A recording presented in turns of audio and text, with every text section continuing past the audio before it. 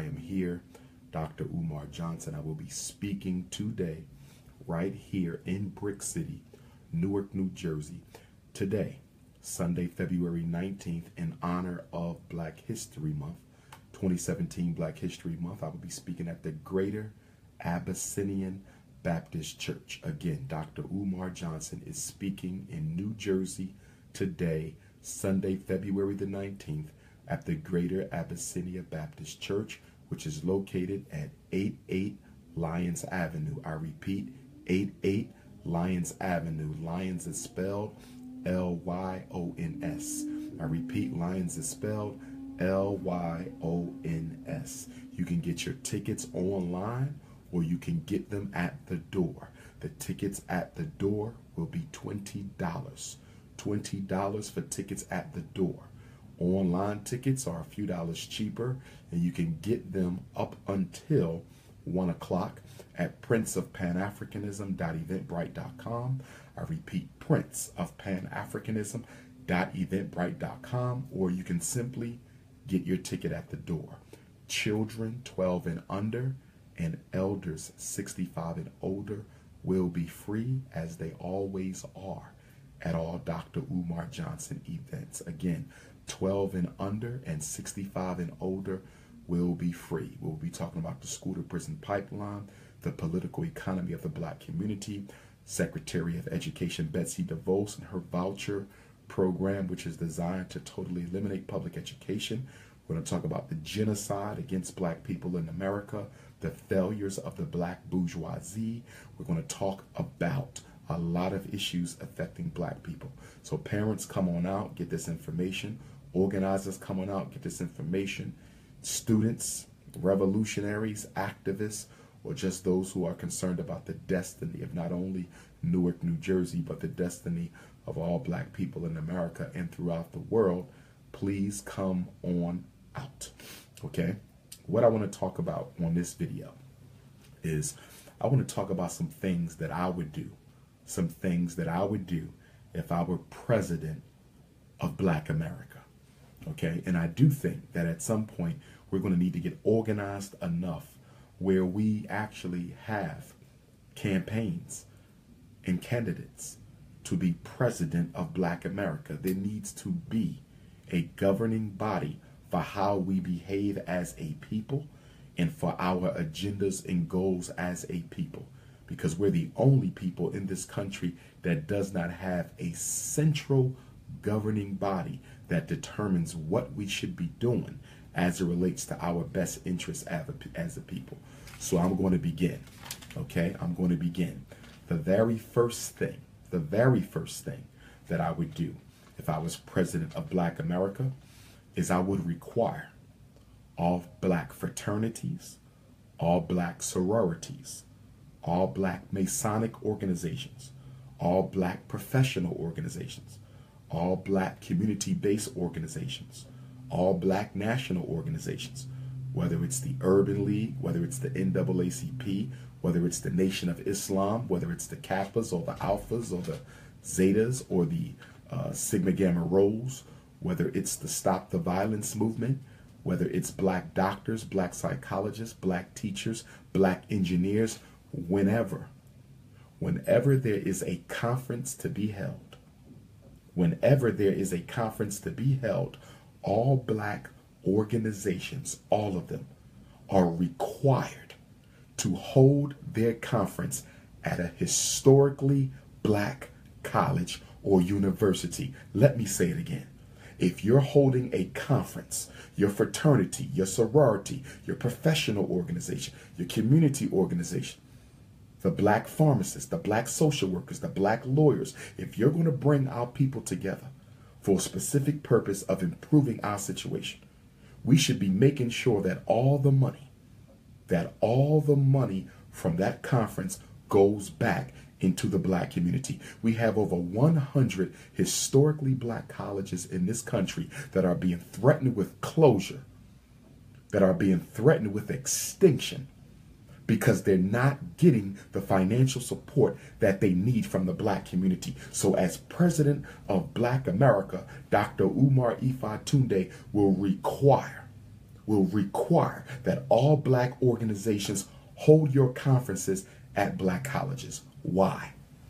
Do you know how much money the fraternities and sororities spend at their conference? They dump $5, $10, $15 million in a weekend. Do you know how much money the black professional organizations, the Masonic lodges, the NAACP and Urban League, do you know how much money they spend when they have their conferences at the Sheraton and at the Hyatt and at the Marriott and at all these white hotels that have very little black managerial staff? They dump anywhere from 10, 20, I've even seen estimates of $50 million between the housing, transportation, food, lodging, entertainment. Why are we giving other people who don't like us an economic stimulus package every time we claim to be coming together for the best interest of our people? Let me say it again. If you're coming together to help black people, how could your spending not be included in that equation? Don't tell me we're coming together as ASCAP. Don't tell me we're coming together as the Garvey movement. Don't tell me we're coming together as any organization. And I'm just saying those organizations because there's organizations that I respect, okay? So I'm not labeling them out. This is just random names of organizations. I respect ASCAP. I was presented at multiple conferences, so no issue. I'm just throwing out popular organizations. I could say New Black Panther Party because I respect them. So any black organization that's having a conference, you must have it at an HBCU. There's nothing you're getting at Sheraton. There's nothing you're getting at the Marriott. There's nothing you're getting at the Westin that you cannot get at an HBCU. They have the dormitories.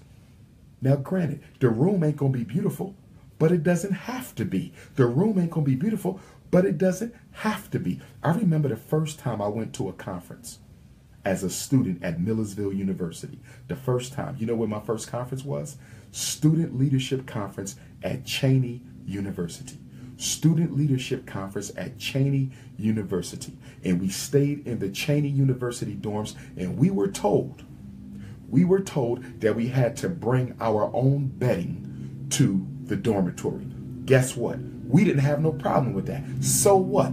Cheney University said, bring your own pillows, bring your own sheets, bring your own blankets. We have the rooms, but we need you to bring your own linen because we can't afford for you guys to, damage the linen or take it with you by accident or whatever the case. We didn't have no problem with that. We packed up our sheets and our blankets and our pillows from Millersville University. There was about a dozen or two of us, and we went to Cheney, and that was one of the best conferences I ever had in my life at Cheney University, the first black institution of higher learning. Shout out to Cheney University. So y'all can do the same thing. If you care about black people, if you say we're coming together to do a better job as black lawyers, we're coming together to do a better job as a black fraternity, we're coming together to do a better job as a black sorority, we're coming together to talk about what the Urban League needs to do or what the Congressional Black Caucus needs to do or what the NAACP needs to do, why in the hell are you? That's hypocritical. You are a hypocrite to say you care about black folks and you're holding a conference to determine how we can solve the problems of black folks. But while we're at this conference, we're going to put $20 million into white folks. While we're at this conference, we're going to put $20 million into European Jews. While we're at this conference, we're going to put $20 million into Arabs and East. It's a contradiction. If it's one thing that black people need, we need organized economic power. We need organized economic power. You don't give your economic power to another people and claim you helping us. And then guess what they say at the conference? We got to do some fundraising. Why in the hell do you have to do some fundraising? You just did the fundraising for white folks. You just dumped $50 million, $10 million, $20 million into a white hotel, and you got the nerve to say, do we have any fundraising ideas? This was a fundraiser if you would have done it at an HBCU. So as president of Black America, no black organization that claims to be black will ever again have a conference at a white hotel. If you want a swimming pool, guess what? You better build one at the black college. Facts. You want a swimming pool? Guess what? If that black college gets your $10 million this year, when you come back for next year's conference, how much you bet they will have the swimming pool? How much you bet they will even have built a conference center on their campus. First of all, we have colleges that have conference centers. Tuskegee Institute has a conference center. Okay, certain colleges, I think Howard has a conference center, or at least Howard used to have the Howard University Hotel. I know because I stayed there as a freshman. Okay, as a freshman, I went to my first Black Consciousness Conference at Howard University. That's where I met Dr. Ben for the first time, Malik Zulu Shabazz for the first time, Sister Soldier for the first time. I met everybody for the first time, and I stayed at Howard University Hotel. And if Howard University Hotel isn't there anymore, the only reason why it's not there is because the black organizations keep on taking your conference money to white hotels. If we invest in the historically black colleges, they will be able to transform the campus from what it looks like now to what it needs to look like later. Do you understand me? Do you understand me?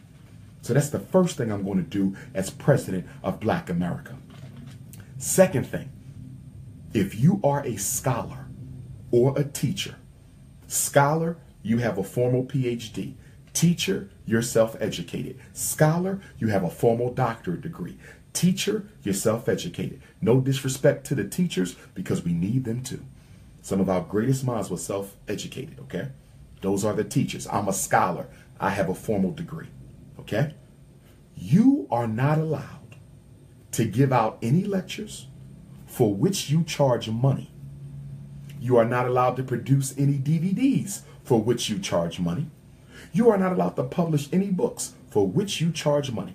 You are not allowed to recoup any type of financial remuneration for your service as a black scholar or teacher if you do not belong to an organization that is doing practical work in the black community. Facts. That organization cannot just be ideological. It must be practical. In other words, you might say, I belong to a think tank.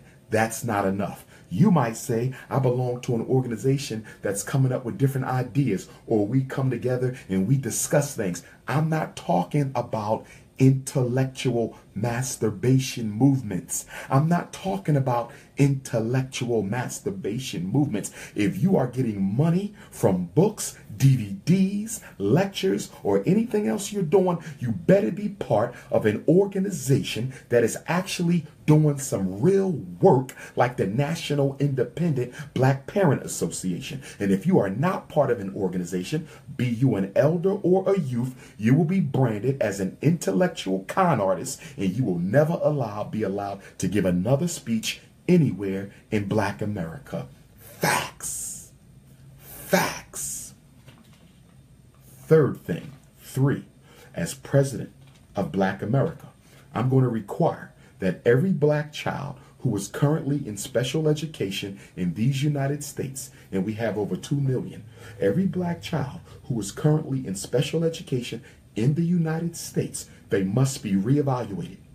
They must be reevaluated.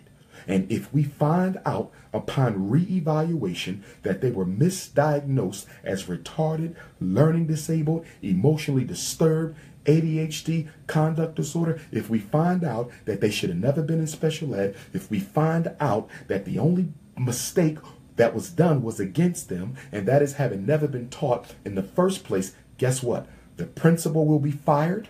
The teacher will be fired. The school psychologist will be fired. The special ed liaison will be fired. And the parents will be fined 1/2 month's pay for letting your child get thrown in special ed jail to expedite the school to prison pipeline process. Under Black America, under my presidency, if I catch any black kids being in special ed because of lazy ass white teachers or lazy ass black teachers or lazy ass mothers and lazy ass fathers, then guess what? They're going to lose their job, and you will lose 1/2 month's pay.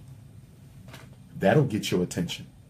All behavior is a function of the context where it happens and the consequences that follow. The context of where it happens and the consequences that follow.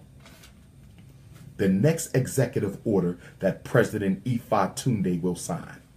The next executive order that President Ifa Tunde will sign, all ex-offenders who come out of jail, okay, all of them, okay, if they haven't gotten into any more legal trouble for 2 years, their record will be temporarily expunged after 24 months. Keep your nose clean, 24 months, the record will be temporarily expunged. After 5 years of no incidents,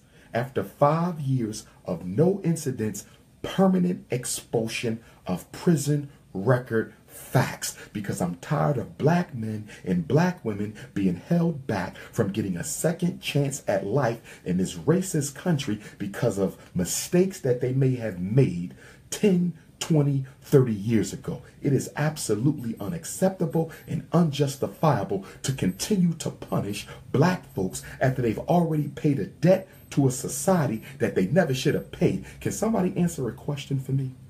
Can you answer a question for me? Why are we paying debts to society when the society never paid a debt to us for 400 years of enslavement? How dare you tell a black man or black woman that you have to pay a debt to society when the society never paid a debt to us for what we've been through? Facts. 2 years, temporary expungement. 5 years, permanent expungement. The only exceptions to that is pedophilia, sex crimes, murder. Murder has to be viewed on a case-by-case basis in case the person accused of the murder alleges that it was self-defense. But for pedophilia and rape, you stay your ass in jail for the rest of your life. That's number 4. Number 5.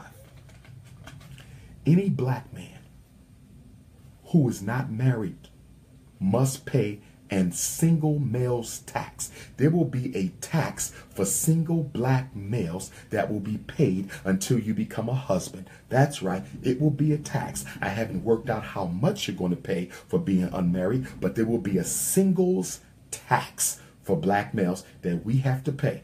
That's right, fellas, a tax. And for married families, there will be a significant tax credit on their returns. If you are a married black family, you will get significant benefits that come to you, not only in forms of taxing. When you go to buy a house, we will help you buy your house if you are officially married. And I'm not talking about white man's marriage to City Hall. I'm talking about a marriage to the black community that was publicly officiated over by the Council of Elders. We're going to create a Council of Elders, and the Council of Elders' job is to oversee any conflicts in the black community, any issues, any drama, any war, any slander, any problem we got. We don't call the police no more. We don't call the judge no more. We don't call the lawyers no more. We go to the Council of Elders. I say Council of Elders. I got some Negroes in my family who have been misrepresenting me, claiming that I'm not a blood relative of Frederick Douglass. They have slandered me. They have made videos. I would like to present my evidence showing that I am, and I would like them to face sanctions for their crime.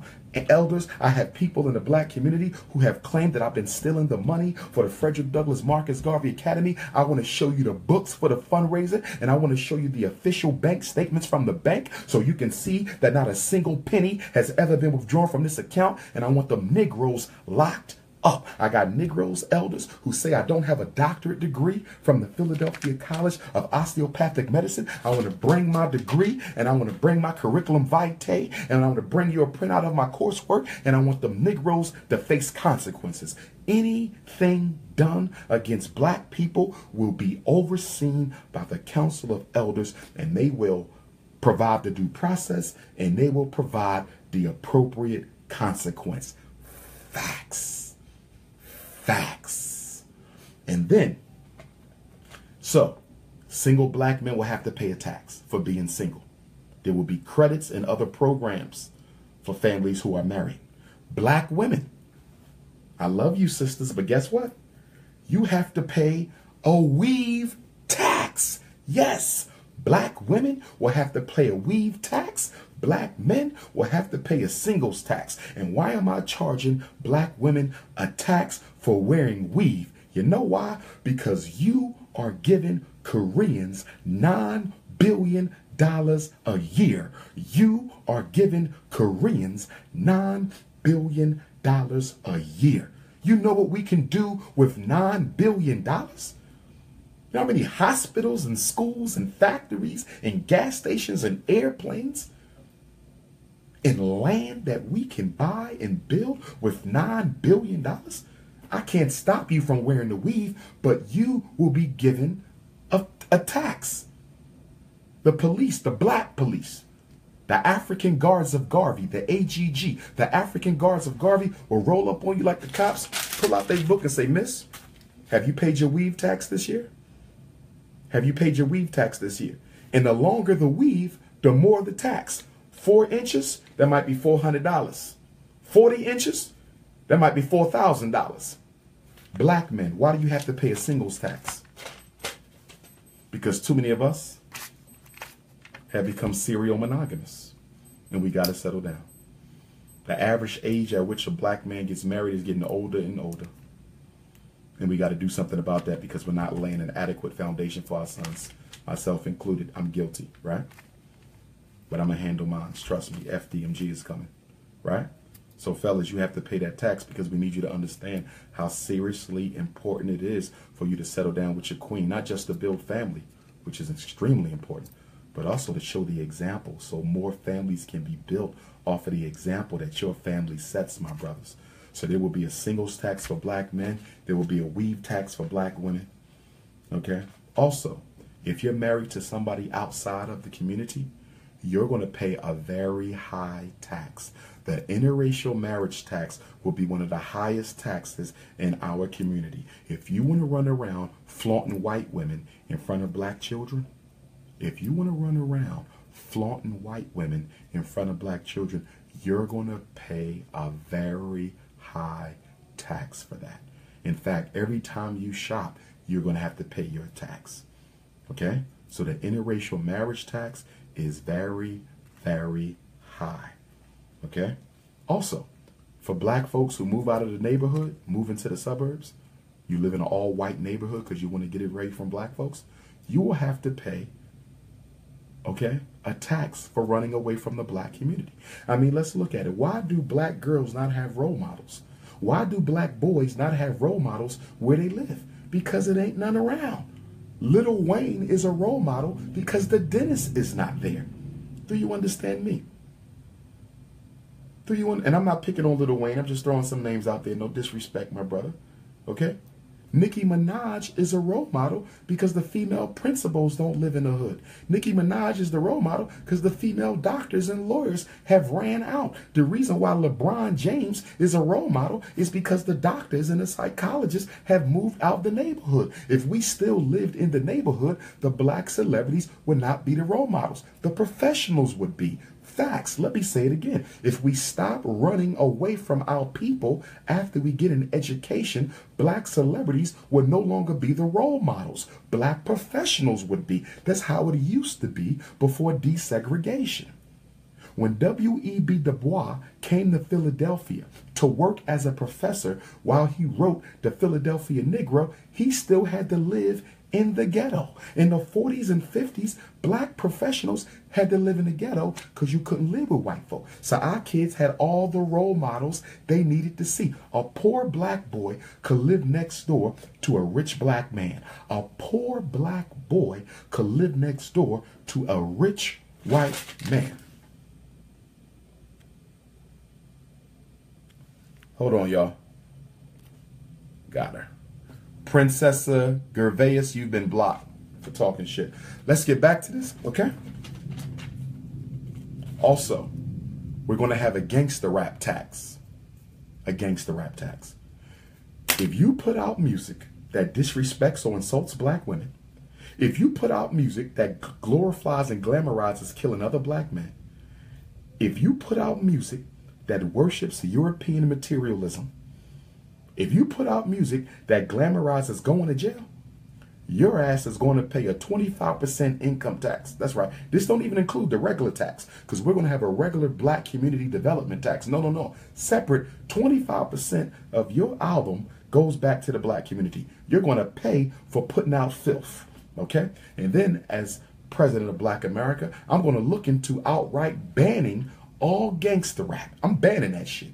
Y'all going to have to find something else to do, because y'all ain't doing nothing but glamorizing the school to prison pipeline. So I'm trying to ban that shit. So y'all better start working on finding another job or become a positive rapper. Remember when hip hop first started, hip hop was positive. Hip hop was about having fun. It's true, you had your gangster element, but every gangster rapper also had another side to his message that was positive and reaffirming, right? Eric B. and Rakim had a little gangster side. They had a little materialism side, but they still had the B side with the positive songs. Y'all ain't got no B side. So you gonna pay a tax for putting out filth in the neighborhood. Y'all ready for my next one?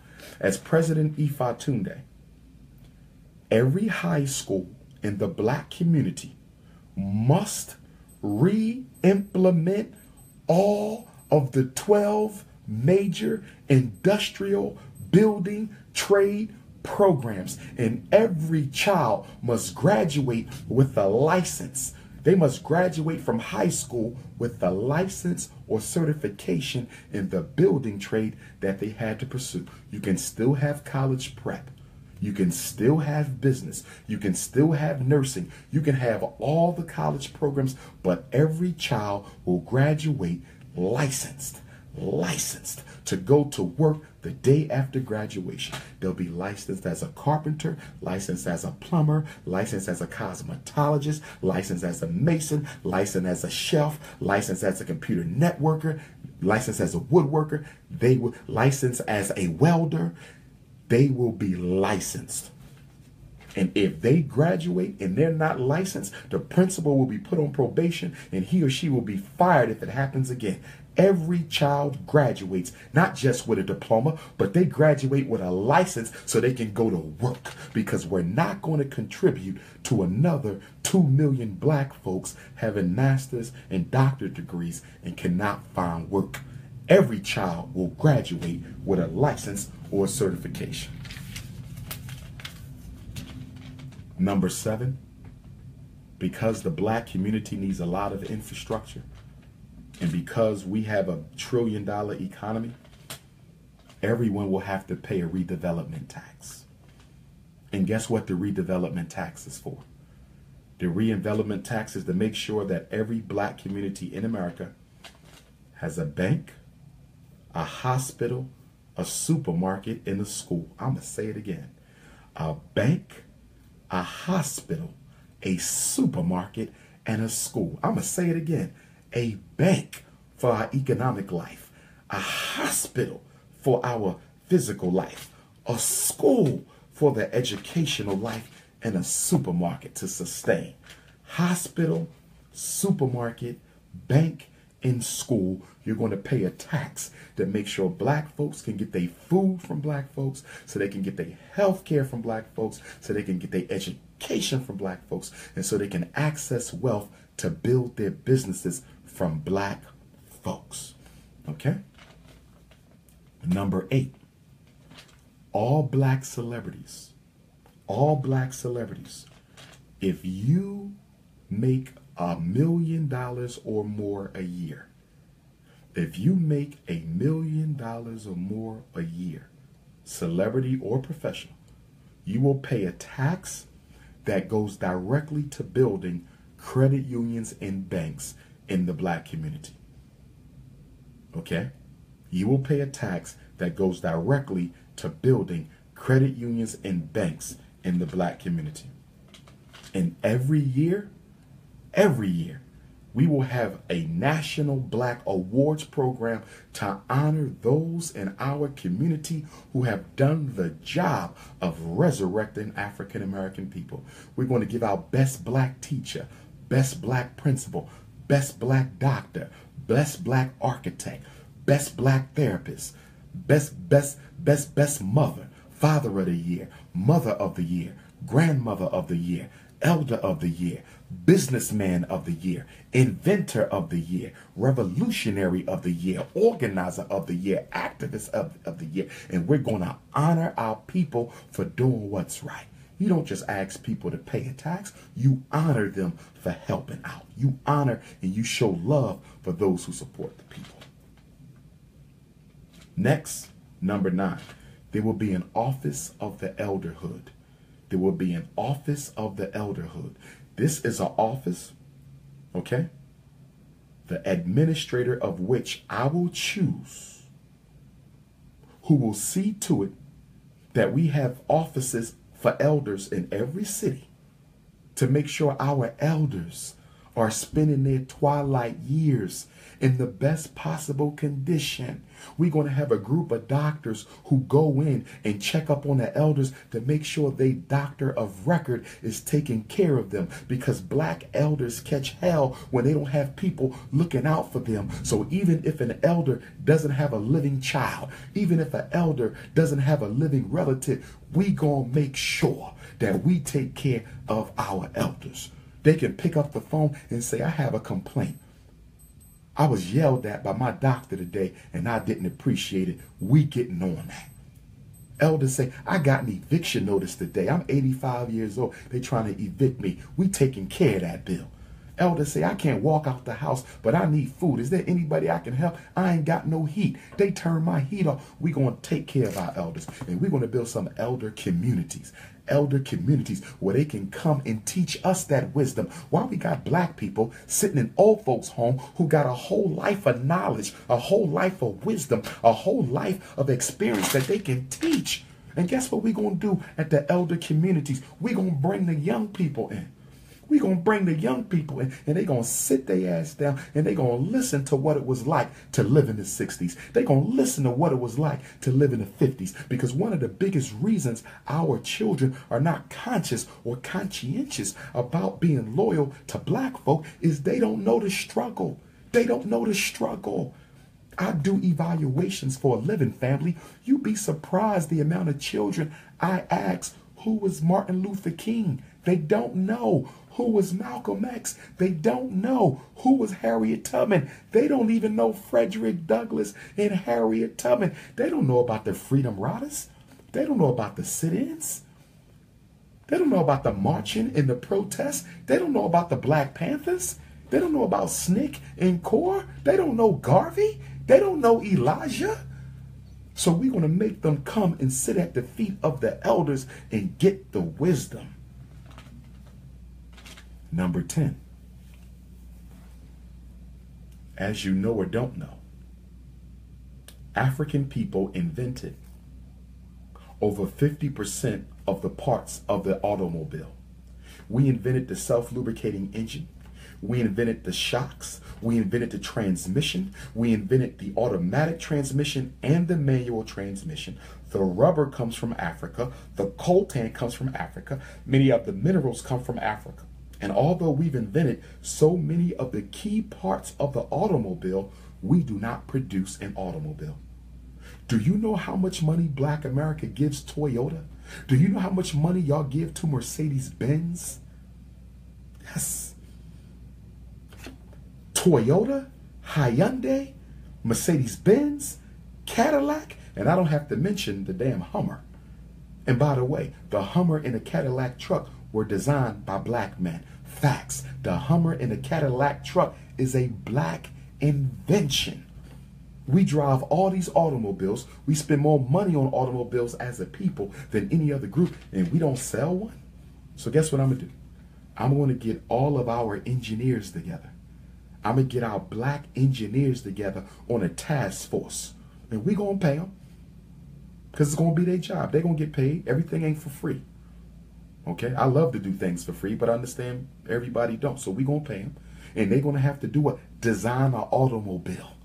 Black America has its own automobile, and you will pay a tax for buying anything other than the car we make. You want to drive a Maybach? Drive a Maybach, but your ass gonna pay as much in taxes as you pay for the Maybach. What is to be done for black people must be done by black people. Okay? So we're gonna get a car, and guess what?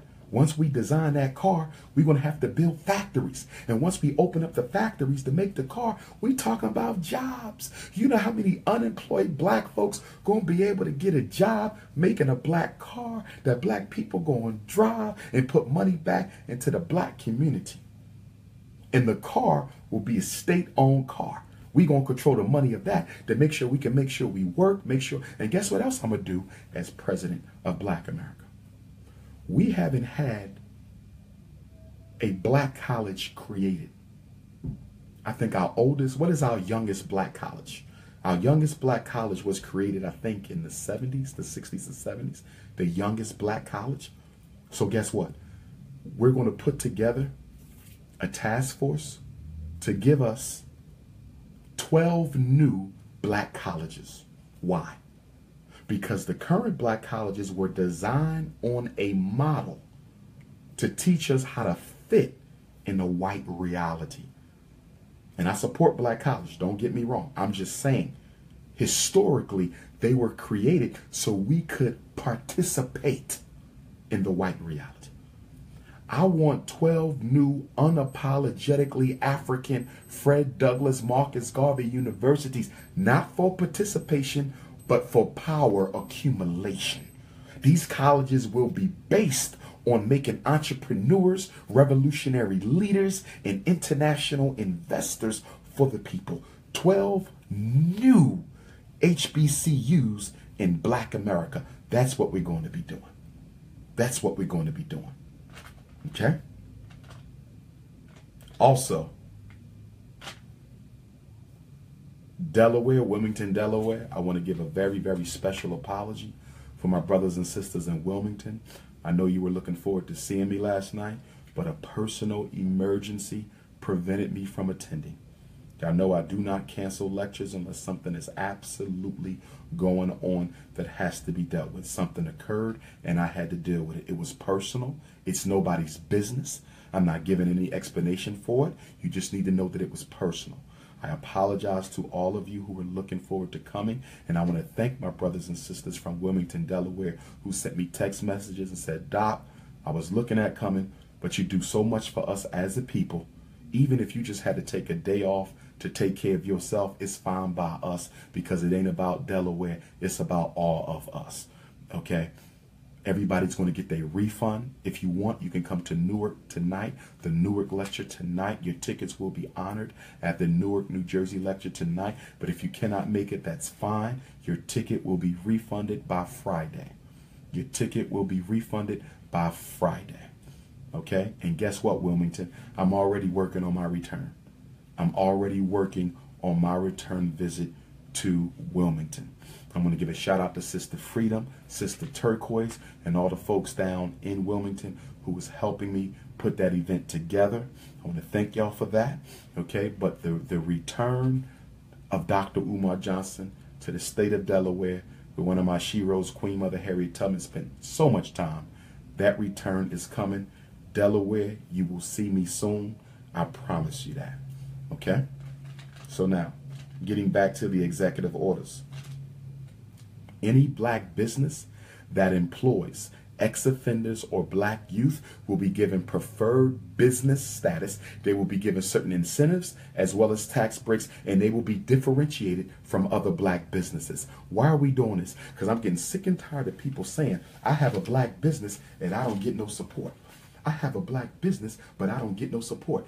Your business is not a black business unless you're hiring black people, and that some of that money goes back to the black community. If your business isn't hiring Africans, and if some of that money isn't being reinvested back into African people, that's not a black business, okay? That's a black capitalist, opportunistic undertaking. A black business is a business owned by blacks, that invest in blacks, and that employ blacks. So if it ain't owned by blacks, if it ain't investing in blacks, and if it ain't employing blacks, it's not black. And for those businesses that hire our children and hire our ex-offenders, they will have a designee outside their door. People can see that this is a preferred black business because they don't just claim to be black, they actually talk black and walk black. And why the ex-offenders and the children? Because the two toughest populations in Black America The two toughest populations in Black America that have the hardest time finding employment are children and ex-offenders. So Black businesses will be motivated, and they will be accommodated, and they will be designated for hiring ex-offenders, okay, and Black youth. And guess what? Another executive order. We have too many halfway houses in the ghetto. We have too many halfway houses in the Black community that serve as a transition place for brothers and sisters coming out of prison back to the community, right? They serve as a transition place for people coming out of drug rehabilitation going back to the community. Well, guess what I know? And I know this as a therapist. A lot of these halfway houses are doing nothing but reintroducing our people back into crime and back into dope. I'm going to call it like I see it. A lot of these Black so-called halfway houses where Black people are supposed to be getting their lives together, where Black people are supposed to be getting their minds together and getting ready to go back into the world, you're not helping them out. You selling dope inside the center. You're not helping them out. You teaching them how to break more laws inside the center. You're not helping them out. So we're going to go around investigating all the halfway houses. And for those that do a good job, we will honor you and commend you. But for those of you who are using the halfway house as a cover for more drug addiction and more crime, you're going to be shut down and exposed. And guess what else? As President Ifa Tunde, we will have a national Black newspaper. And on the back of that paper, guess what we're going to do? We're going to list all the sellouts, all the traitors, all the coons who have worked against the best interests of Black people for that year. If you have worked against the best interests of Black, your face will be published and the crime that you committed will be listed with your photo. You think that's excessive? No, it's not. Guess what the American Psychological Association does? Guess what the American Psychological Association does when you get excommunicated? When you are put out of the American Psychological Association, they publish in their journal for the whole public on the back page, they put the names of all psychologists who were what? Had their license revoked, and they tell you why. And can anybody guess what is the number one reason for why psychologists lose their license? The number one reason for why psychologists lose their license to practice is having sex with their clients. Facts. I'm going to say it again. The number one reason why psychologists lose their license in America is for having sex with their clients. You cannot date your clients. It is unethical. And guess what? I felt guilt in the past. This is just a little self-disclosure, not to get too far off topic. I felt guilt in the past. You want to know why? Because as a child therapist going into the homes of the children that I work with, the mothers can sometimes develop an attraction for you because you're coming once a week to meet with their son. And then all the brothers and sisters are loving you too, right? They go, Dr. Umar, he come. And then you hope and pray that the mother doesn't do anything inappropriate, right? Because I have to protect my credentials, correct? And every once in a while, she'll send that text or she'll send that letter. I want to get to know you better. And then I have to do what? I have to give up the relationship because it's been compromised by the attraction. Do you understand? Now, sometimes you can let them know, sis, listen, this is a professional relationship. Because I'm here for the child, I can never be here for you. Because I'm here for the child in my capacity as a therapist. Now, if we met some other way, that's some other way, but we didn't. We met within the context of me fulfilling my professional obligations. So therefore, any attraction on your end has to cease right now, or my relationship with your son has to cease. The decision is yours. I've had to do that a couple times. And that's no knock against our mothers. Ain't no knock, that's normal. Attraction is normal, right? So it's normal. But professionally, it's not allowed. Okay? And I can't understand how somebody goes to college and spend all the years we spend to get our doctorate degree and then get it taken because you ain't got no sexual discipline. That's absolutely insane. I will never understand that. Okay? But let's get back to it. Next, We're going to get our scientists together, and we're going to go around and we're going to environmentally test every black community, because a lot of black communities were built on toxic waste dumps. A lot of black communities were intentionally built on toxic waste dumps. And because of that, we're going to have our scientists go around and investigate all the residential areas and districts in these United States where black people live. And if we find out that our people are living on toxic waste dumps, then we're going to do what? We're going to take the United States government to court for acts of genocide, systematically exposing our people to toxic chemicals when you know that they cause autism, when you know that they can cause brain damage and epilepsy and schizophrenia and diabetes and heart problems and so forth and so on. I really don't think we have done enough to take America to task when it comes to environmental racism. Environmental racism. And speaking of environmental racism, Flint, Michigan, the water crisis in Flint, Michigan. Guess what? I met with a scientist who told me, he said, Dr. Umar, if you test the water quality in most of black America, you're going to find out that some of them are as bad as, if not worse, than Flint, Michigan. I heard this from a scientist. He told me that most of the water black America drinks is as bad as Flint or worse than Flint. He said they just using Flint to try to isolate it.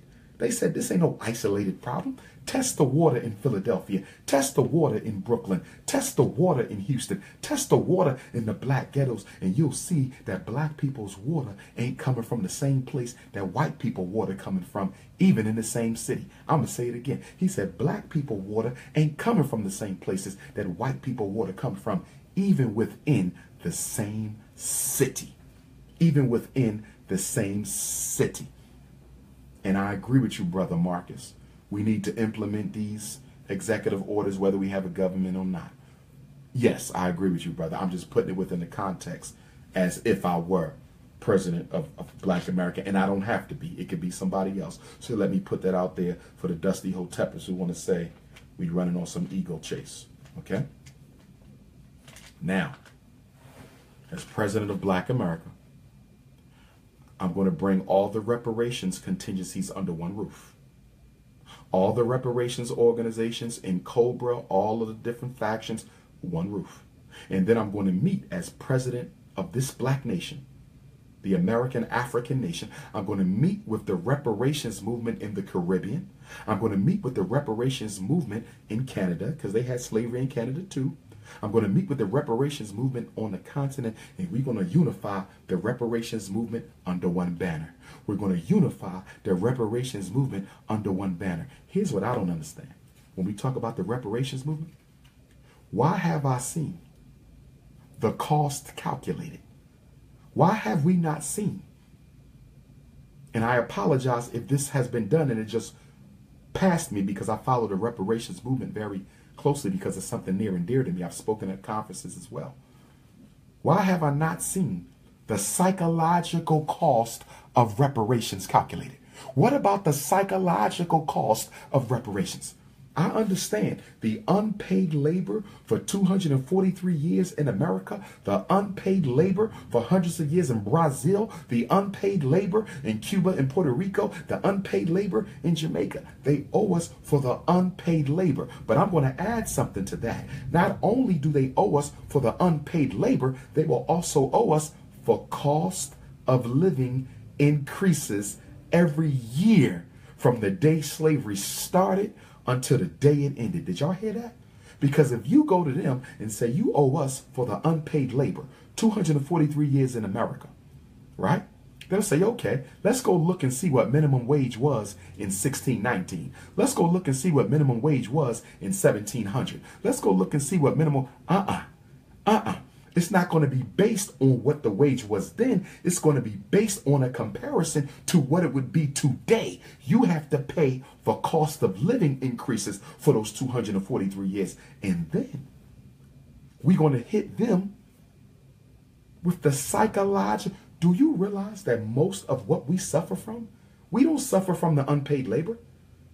You know why we don't really suffer from the unpaid? Because we got $1 billion that we wasting every year.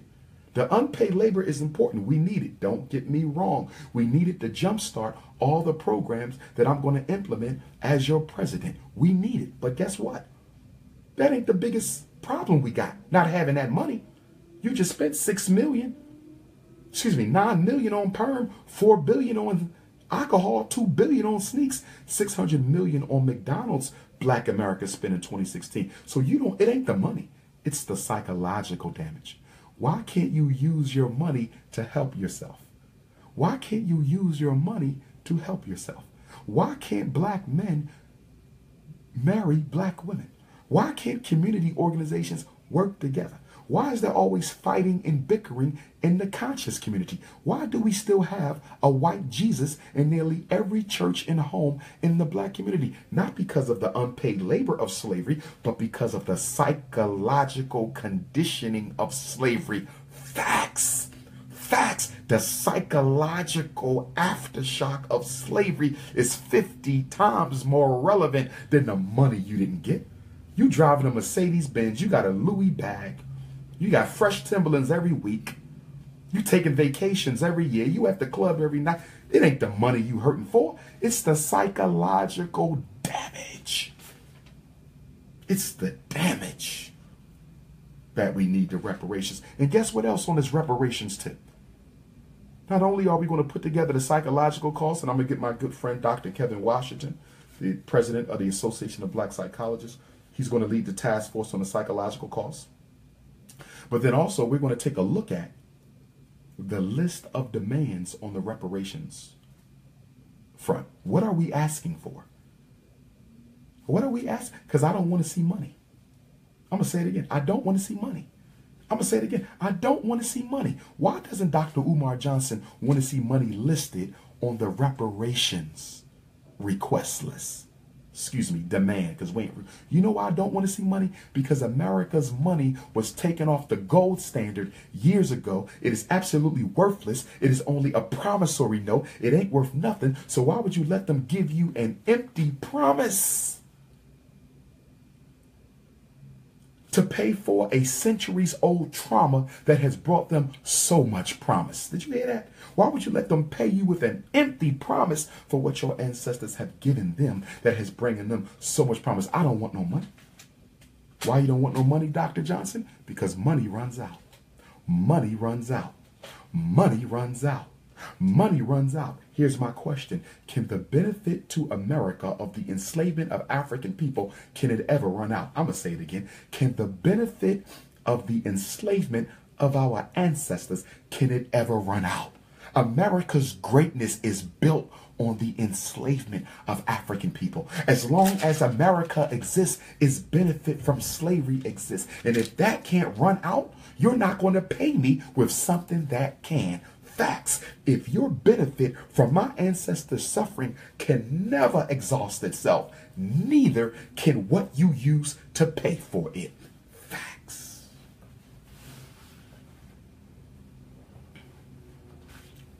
Guess what else? Guess what else, family?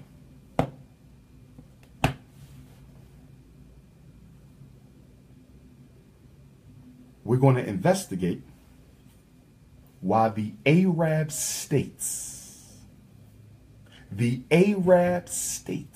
salam alaikum, my brothers. We're going to investigate why the Arabs have not been mentioned or listed in many of the reparations lawsuits that I've seen. They were trading slaves before the white man got to Africa. So why aren't we going after the Arab states? You mean they get a pass and they still trading slaves now? Well, we got some Muslims in the reparations movement who looking out for the Arabs? Ain't nobody getting away with what they did to my ancestors. You might let them get away with what they did to yours. They're not getting away with what they did with mine. And the Arabs still trading slaves now. I was in Ethiopia. I was in Malawi. I was in Kenya. They told me they still trading slaves today. I was in East Africa. They still trading slaves today. And you talking about they don't owe us no reparations. You better go somewhere with that. Stop letting your religion be used as a weapon of the oppressor. Stop letting your religion be used as a weapon as the oppressor. Islam is a beautiful religion. It is a beautiful religion. I have the utmost respect for the religion, but I can't stand when some of you Muslims want to start defending Arab racism. Muhammad ibn Abdullah was a black man. Stop defending Arab racism. And guess what? Can somebody tell me why the Queen of England has not been listed as one of the guilty parties of the transatlantic? Do you realize that it was England? It was the Queen that took slavery, the slave trade, which was a small little thing between Portugal and Spain. And when the English got in it, they expanded it into the international corporation that it became. They are the primary reasons why it got so bad and lasted so long, but I ain't seen the Queen of England named yet. The hell is wrong with y'all? If we going after reparations, we're going to go after it the right way. We're going to go after it the right way. That's what President Ifatunde is going to be doing. Have you ever read the UN definition of genocide? I want y'all to Google it up. I don't know it by heart, but I've read it several times. Read the United Nations Declaration Against Genocide. Read the definition. America is guilty of violating every single code of human rights. They are guilty of meeting the criteria of every category of genocide. Systematic police extermination, systematic poor health. They created AIDS, Ebola, West Nile, Zika disease. They got us on toxic waste dumps that they call communities. Our children are psychologically terrorized every day they go to school. Public education is psychological terrorism. I said public education for black children is psychological terrorism. Facts. We coming to the close. Shout out to Newark, New Jersey. Only got a few more, y'all. Bear with me.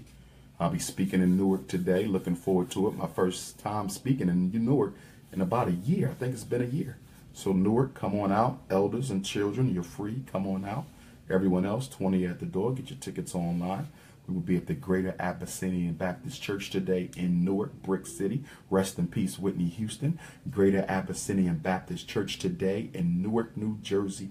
Doors open up at 4. Program starts at 6. And then the book signing will be at 8 o'clock. Okay, so that's today. Come on out. Okay, New Jersey, come on out. New York City, Brooklyn, come through. Bronx, come through. Harlem, come through. Staten Island, come through. Queens, come through. Okay, doors open up at 4. We got 9 vendors. So we're going to have a Black History Market today. We got 9 vendors. Come on out and support black business. We're going to have the shea butter today, the incense. I think we got some veggie food. We got some clothes. You know, you got to come and get your Nat Turner hoodie and your psychoacademic Holocaust book. We got 9 vendors. So we're going to have a black vendor market today in Newark, New Jersey. So make sure y'all come on out. You can get your tickets at the door. Okay. Next executive order. Any man who puts his hand on a woman will lose a finger every offense he commits. No warnings. Smack her, punch her, kick her, throw her, drag her, whatever you Negroes like to do. Every time you physically abuse a black woman, first you're going to get your thumb cut, your first thumb cut. Second time you hit it, this one. So after 5 offenses, you ain't got no hand. After 10 offenses, you ain't got no hand. After 20 offenses, you ain't got no feet or no hands. Put your hands on another sister, Negro.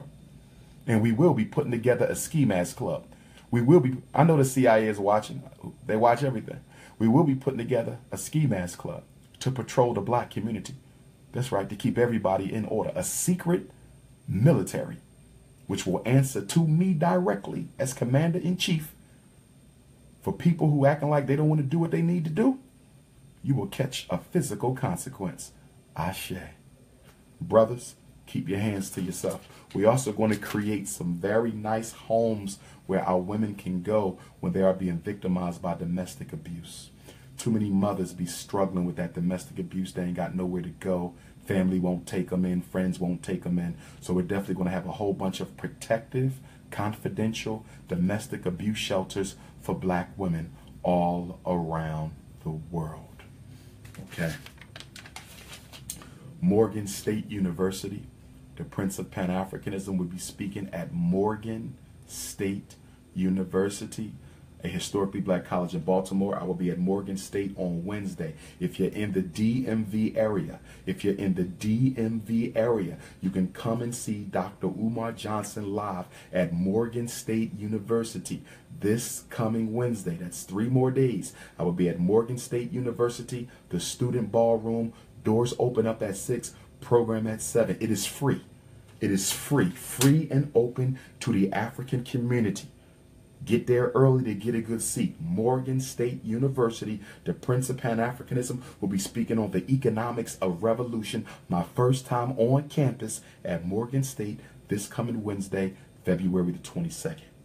And then Saturday, Chicago. Get ready for the return of your favorite adopted son. I will be in Chicago, Illinois on Saturday in the East Garfield section of Chicago.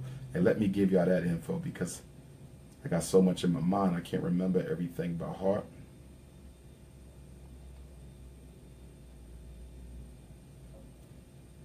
Chicago. New Greater St. John's Church.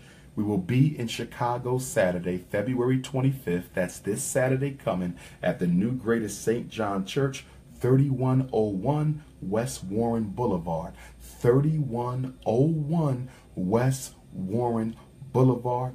Doors open up at 2. Program starts at 4. And guess what, Chicago? We still got some room for a couple opening acts and some vendors. That's right. So if you're in Chicago and you want to be an opening act or you want to vend, please contact me or contact my good brother Rob up in Chicago and we can get you on that vendor spot. I paid extra for the vending area in Chicago. I paid extra for a vending area. So if you come into Chicago, you want to vend, I know Chicago is the second largest black metropolis. If you want to vend in Chicago, you can text me 215-989-9858. 215-989-9858, Saturday, February 25th. And then Indianapolis, Indiana. Where my black Indiana family at? My Indiana family. I know it ain't a lot of consciousness in Indiana, but it's enough. I will be in Indianapolis, Indiana, Monday, February the 27th at the Jewel Event Center. Doors open up at 4.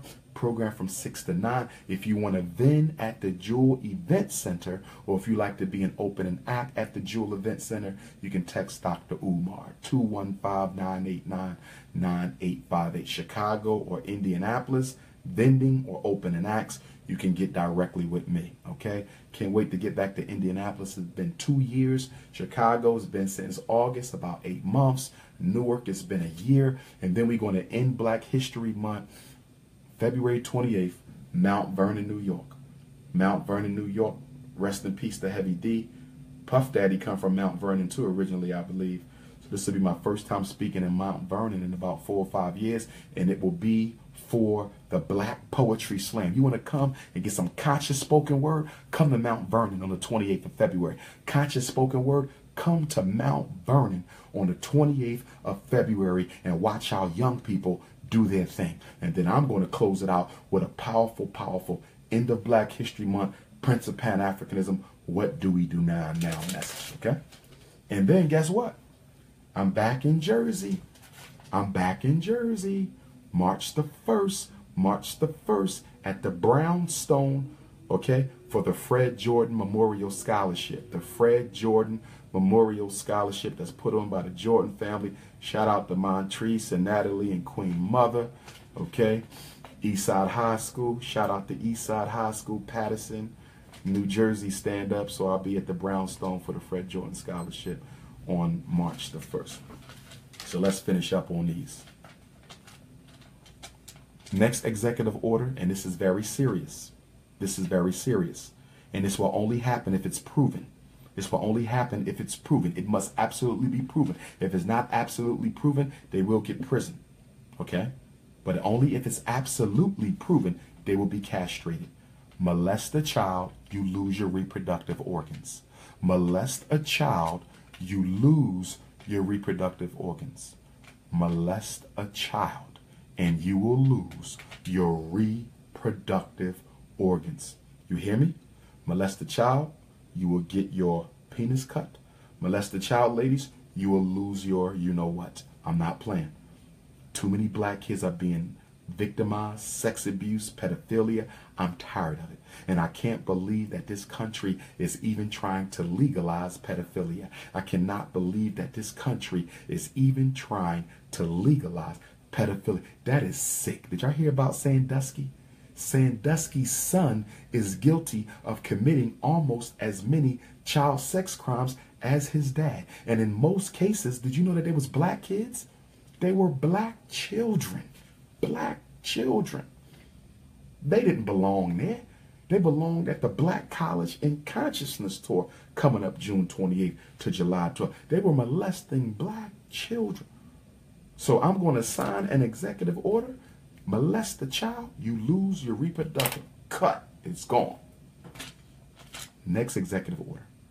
If you are guilty of slandering another black man or black woman, speaking negatively and publicly and consistently against them in an untruthful way, you're putting out misleading, derogatory, deplorable, untruthful statements about somebody, like they don't have a doctorate, like they're not related to Frederick Douglass, like they stealing school money, you will go to jail for 3 months for every incident of public slander you have committed against another person.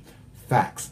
Every incident of slander that you commit, you will be sentenced to 3 months in jail. And while you are in jail, you will be giving community service, helping us build the hospital and build the supermarket and build the bank and build the school and clean up and help the kids and help the elders. You will do it for 3 months for every incident. So some of you Negroes going to be in jail for the rest of your life because you cannot keep my name out your mouth. 3 months, every incident of slander. This next one is going to be controversial. Y'all ready for this one? For 3 years in the black community, 3 years, there will be absolutely no football or basketball for 3 years. Why? Because in that 3 years, we're going to Machiavellian style, very clandestine, Sun Tzu type. We're going to meet with our black professional athletes and we're going to scheme up a program to start a black NBA and a black NFL that will rival the white ones because we're 85% of the players anyway. We're about to start an athletic insurrection. I said we're about to start an athletic insurrection. I said we're about to start an athletic insurrection, a revolution in sports. So while they thinking we're done with football and basketball, we only planning and strategizing under the table to come back with our own black baseball and our own black football and our own black NBA. And during the 3 years that our children will not be allowed to play football or basketball, they will be exposed to all the other sports that God has blessed us to create. They will be exposed to golf and tennis and swimming. Did y'all see the sister who won gold in the swimming? She won gold in the swimming. Did you see the sister who won gold in the shot put? She won gold in the shot put. The sister who won gold in gymnastics. Look at all the talent we have as a people. Why is the only thing we think about in the hood is football and basketball? That's not the only thing in the world. There's so many other sports. Did you know that baseball contracts are guaranteed, even though football and basketball are not? Baseball contracts are guaranteed. Why don't we get our children in some sports where the money is guaranteed and where the threat to permanent physical damage is less likely to occur? So we having a moratorium on football and basketball. I know half you Negroes going to die. You ain't die over black oppression, but you'll die over football and baseball. That's why we're getting rid of it for 3 years. Next executive order, every supermarket in the black community must offer an alternative for every single product they sell. If you selling Heinz ketchup, you better have some vegan Heinz ketchup. If you selling regular white bread, you better have some vegan bread. If you selling cow's milk, you better have some almond milk or some rice milk or some cashew milk or some coconut milk. Every store is going to be required to have a vegan or vegetarian or raw or wholesome alternative to everything so our people can eat better. You know why we don't eat better? The choices. It's the choices. We need better choices. I'm in the airport all the time, right? I'm almost at 1,000,000 miles already. I'm at the airport all the time. I would eat better at the airport if there were better choices. So what we have to do in our community is we're going to require that the businesses have better food choices. Whatever you sell bad, you must have an alternative that is equally as good. Y'all feel me? Choices. No child, next executive order, and we're almost done. No child under 18 will be allowed to drink soda pop at all. If you are under 18, you cannot drink Pepsi, ginger ale, Diet Coke, Fanta, root beer, no soda pop. Why? Because we have an epidemic of obesity and diabetes in children. We have an epidemic of juvenile obesity and an epidemic of juvenile diabetes because our kids are consuming too much sugar. And soda ain't nothing but liquid sugar. And I know I got to work on my Seagram's ginger ale. I said I got to work on my Seagram's ginger ale. That kick that the Seagrams give me, I know I got to give it up. But our children, no soda pop if you're under 18. And guess what else? This one gonna make y'all mad.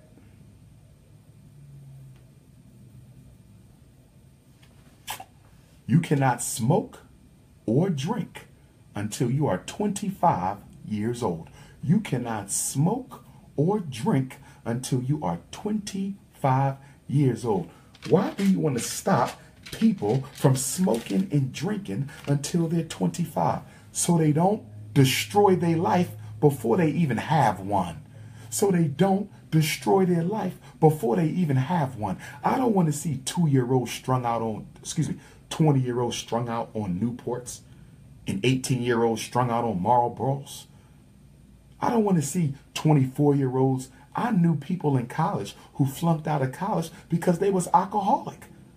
A lot of our black males in college flunk out because they weed addicts and alcoholics. Now, I will allow them to smoke marijuana if it's for spiritual purpose under the supervision of elders. They can smoke all the weed the elders allow them to smoke as long as they're under supervision. But cigarettes and alcohol is an absolute no-no until you're 25 because too many young people are trying to self-medicate through cigarettes and alcohol. Too many young people are trying to drown and wash and smoke their problems away, and they're getting throat cancer and they're getting cirrhosis of the liver. So I'm doing this to protect them. If they need therapy, they can come to the Association of Black Psychologists. If they need therapy, they can come to the Association of Black Psychologists, but you will not be allowed to destroy your life before you make one. No cigarettes, no alcohol until you're 25. And by the way, cigarettes and alcohol kill more black people every year than crack and weed.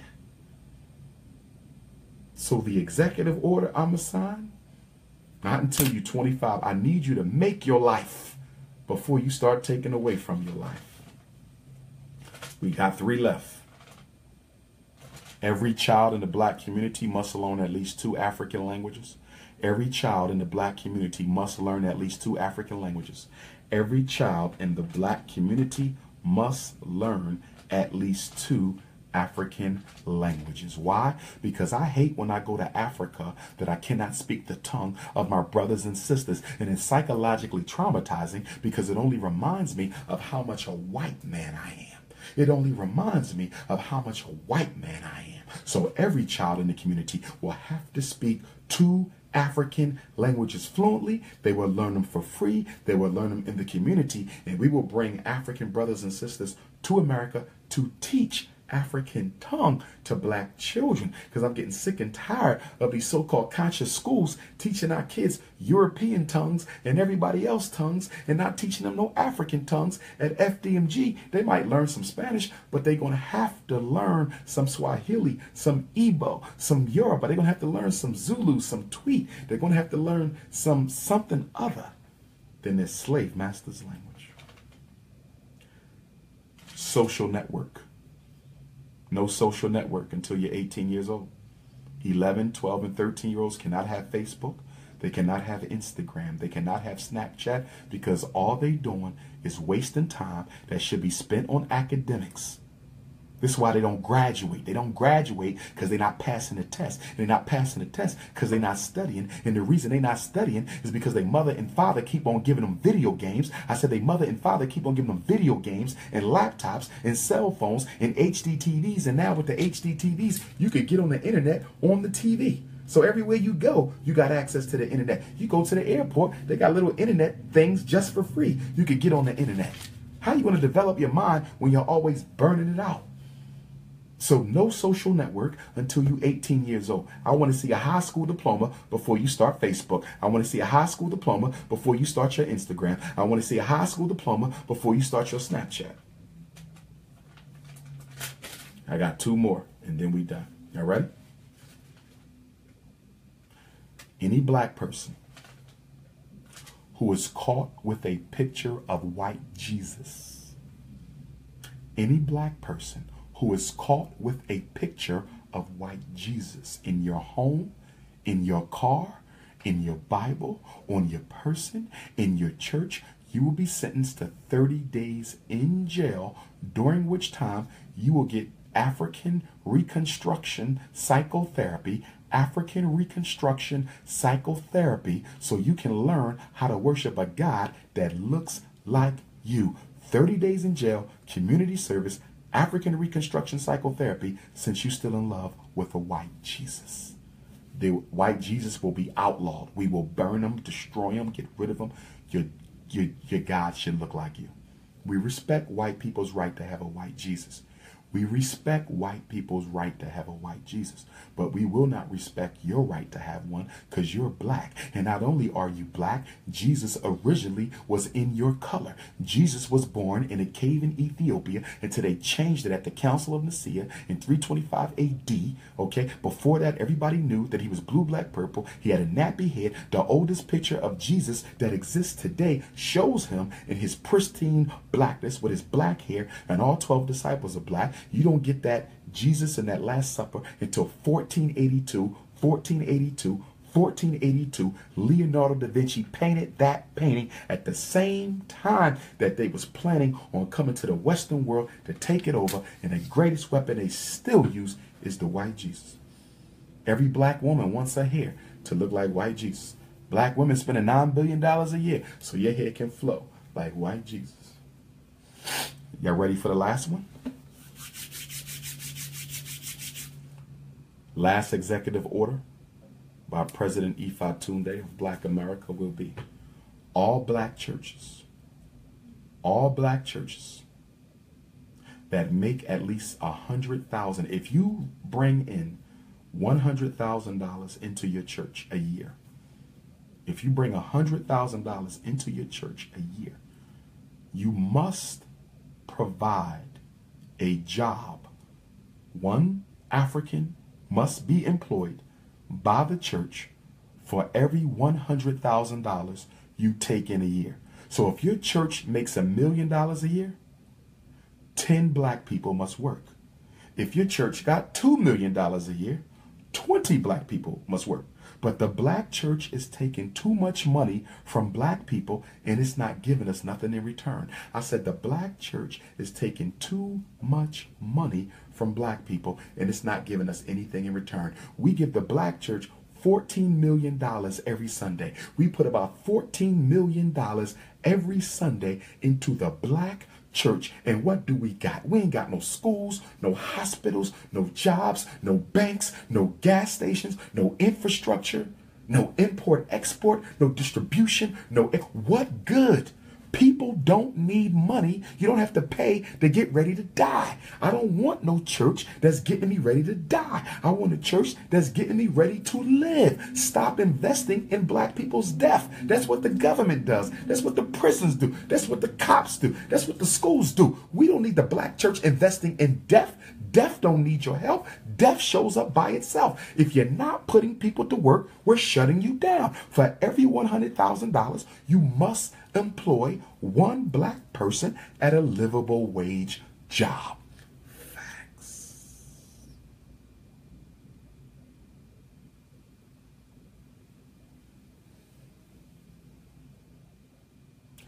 With that being said, family, this is the Prince of Pan-Africanism, Dr. Umar Johnson. I'm about to sign off. It's almost time to get ready for Newark tonight. I hope to see everybody out in Newark tonight. Greater Abyssinia Baptist Church, 88 Lyons Avenue. Greater Abyssinia Baptist Church tonight. Dr. Umar's Newark Power Lecture honoring 2017 Black History Month. Brick City, stand up. Elizabeth, New Jersey, stand up. Paterson, New Jersey, stand up. Jersey City, stand up. Newark, stand up. Doors open up at 4 and I will begin at 6. Come on out and support black vendors. This is your time to do what? Invest into black business like you invested into white business for Christmas. You invested into them for Christmas. So now it's time for you to invest into us. Black History Month. We got vendors coming from all over the country. We got vendors coming from all over the country. So you need to come, bring your cash, bring your credit card, and we're going to occupy the Greater Abyssinia Baptist Church tonight. Spread the word, Jersey. We're going to occupy the Greater Abyssinia Baptist Church tonight at 88 Lyons Avenue. Doors at 4. I speak at 6. I will be signing books and taking pictures from approximately 8 until 10. All right? Jersey, let's do it. And I got one question for my Jersey people. Where are the black restaurants? Because I'm starving. I drove straight up here after my WDAS interview this morning. Shout out to Sister Frankie. Shout out to Doc B, DJ Doc B. Finally met him for the first time after listening to him for years. I drove straight up here. I'm hungry. Newark, can I get some food? Where we at? Do we got a black restaurant in Newark? Text my phone, Newark. 215-989-9858. Is there a black restaurant in Paterson, Jersey City, Elizabeth, Newark? Prince of Pan-African was a little hungry. I like to eat a couple hours before I speak, so I ain't got the itis when I'm on stage. And then when I get off the stage, I'm really hungry. So I like to eat again. So please, if y'all know of any black-owned restaurants up here, please let me know. I know we got the one brother. He got the burger spot. What's the Burger Walla? Shout out to Burger Walla. I would go to Burger Walla, but y'all know I cut out the meat except fish. But I need to see. Burger Walla might have fish. I don't know. Let me check with Burger Walla. Does anybody know if Burger Walla got fish? But if you eat meat, make sure you come and check our brother out. Burger Walla, black-owned, black man, black-owned shop, burger shop. His burgers is the bomb. They the bomb. So make sure you check out Burger Walla. Ain't no joke. Okay? All right? And don't forget Source of Knowledge Bookstore. Sister Patrice and the Queens and Kings there. Source of Knowledge Bookstore. They was the last ones to bring me to Newark. Okay? Shout out to them. They'll be in the house. So make sure y'all go and buy and patronize and support Source of Knowledge Bookstore.